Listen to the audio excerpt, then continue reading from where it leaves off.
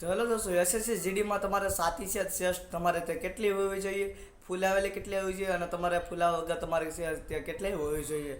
તો વાત આવે છે તમારે તો તમારે જે જનરલ ઓબીસી અને એસસી છે તેના માટે 80 ફૂલાવા વગર હોવી જોઈએ અને +5 ફૂલાવેલ હોવી જોઈએ.